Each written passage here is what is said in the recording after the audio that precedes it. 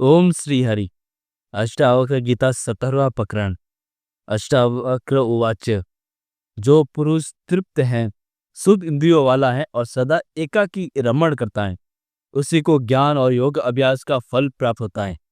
हंत तत्व ज्ञानी इस जगत में कभी खेद को प्राप्त नहीं होता, क्योंकि उसी एक से यह ब्रह्मांड मंडल पूर्ण है। जैसे सलकी के पत्तों से प्रसन्न हुए हाथी को नीम के पत्ते हर्षित नहीं करते, वैसे ही ये विषय आत्मा में रमण करने वाले को भी कभी नहीं हर्षित करते हैं। जो भोगे हुए भोगों में वासना नहीं रखता तथा भोगे हुए विषयों के प्रति आकांक्षा नहीं रखता, ऐसा मनुष्य संसार में दुर्लभ है। इस संसार में भोग की इच्छा रखने वाले और मोक्ष की इच्छा रखने वाले दोनों देखे जाते हैं, लेकिन भोग और मोक्ष दोनों के प्रति निरकांक्षी विरल मास से ही मिलेगा। कोई उदार चित ही धर्म, अर्थ, काम, मोक्ष, जीवन और मृत्यु के प्रति है उपादेय का भाव नहीं रखता, जिसमें विश्व के विलय ही इच्छा नहीं और न उसकी स्थिति के प्रति द्वेष है।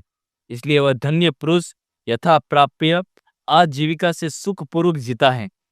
इस ज्ञान से कृतार्थ अनुभव कर गलित हो गई बुद्धि, जिसकी ऐसा कृतकार्य पुरुष देखा हुआ, स्पर्श करता हुआ, सूंघता हुआ, खाता हुआ सुखपूर्वक रहता है, जिसका संसार सागर क्षीण हो गया है, ऐसे पुरुष में न तृष्णा है न विरक्ति है।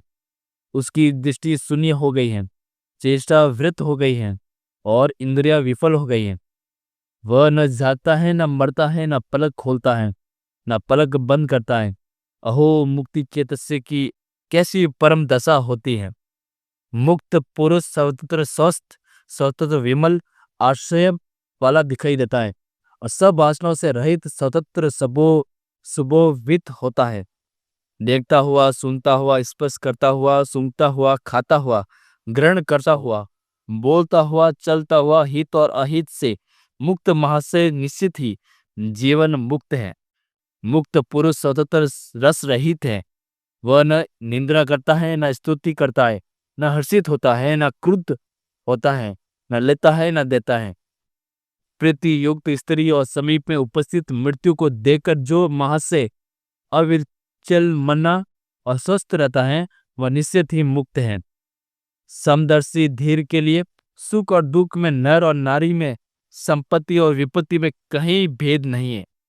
क्षीण हो गया है संसार जिसका, ऐसे मनुष्य में न हिंसा है, न करुणा है, न उद्दंडा है, न दीनता है, न आश्रय है, न शोक।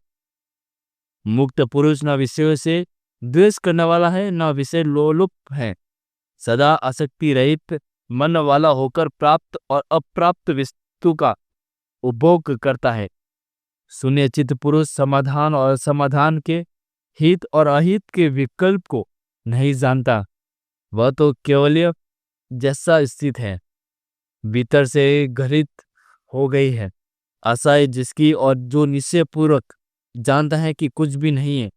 ऐसा ममता रहित अहंकार शून्य पुरुष कर्म करता हुआ भी उनमें लिप्त नहीं होता।